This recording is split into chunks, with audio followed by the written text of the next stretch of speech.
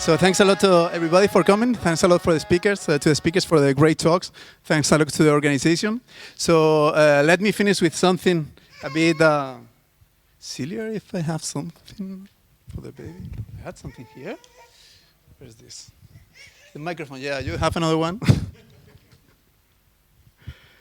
So let me finish with something really stupid, which is my specialty.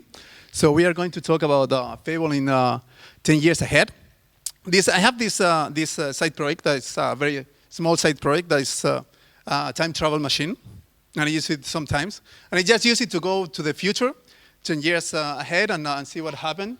There are just two rules about time traveling, if you have done it before. So one rule is that you can use this knowledge for investment. So that's the reason I'm not rich.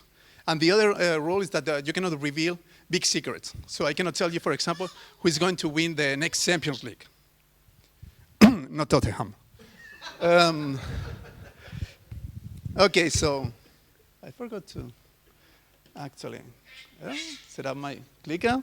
So I'll do it by hand.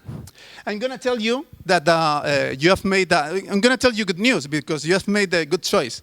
In 10 years, everybody's using Fable. I've seen that. I can reveal you that. There are some things that I can reveal you. And I'm going to tell you the series of events that occurred in these years for Fable to become the domain, domain technology in the world, okay? So let's start with the next year, 2020. What happened? So it happened that Facebook published Faceit, which is a new language which combines the camel types, combines the safety camel, the flexibility of JS, and has also some bits of Rust. And Faceit also compiles on the blockchain. It targets JavaScript, WebAssembly, LLVM, and Morse code, okay? And it becomes a huge success. So everybody, all developers, abandon all the others compiled JS alternatives. Also, in, this year, Stephen Forkman sold to New York City to conscientiate people about log files. He declared to the press on arrival, I won't let my child a world without reproducible builds. Okay? And then this year, it happened that the song, Do the Forkman, became the hit #1 in the US. And next, we go to 2021. This, when a new group entered the scene, which is called the Neoluddites, and they started activism against open source. Because their motto is that open source is destroying our jobs, and they made us work for free. And the name of the mysterious leader is finally revealed to be Christoph Cieslak. But I told you that the Facebook had this language, which is called Faceit. So nobody's using Fable anymore. So in this year, Fable gets disconnected from GitHub, and is left for dead. Oh, everybody says, oh, at this time, okay? But then we go to the next year, 2022. Okay? 2022, Mozilla announces discontinuation of WebAssembly. It was all a joke. I mean, WebAssembly in the browser. I thought people would get it earlier, Mozilla declared. Microsoft says Blazor developers don't need to worry. They can use Silverlight instead. Now let's go to 2023. The Neoluddites create a virus that destroys all repos in GitHub.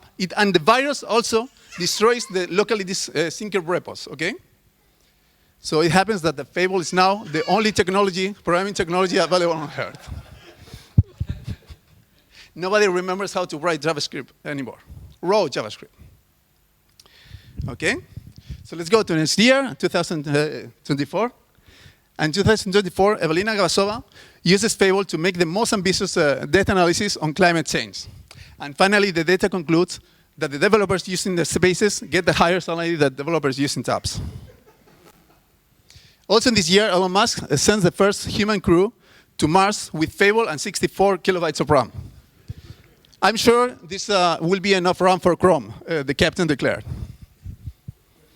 Let's go to the next year, 2025. What happened then?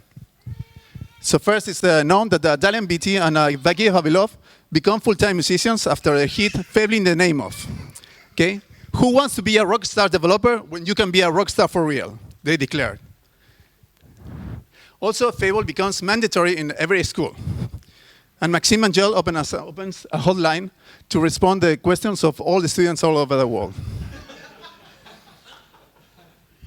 2026, okay? This is Scott Ruslin, the famous railway tycoon, retires to a Tibetan monastery to reach functional programming nirvana. Here, there won't be any side effects disarming my domain, was his last public statement.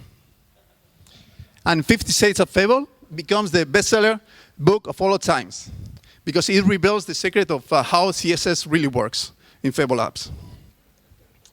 2027.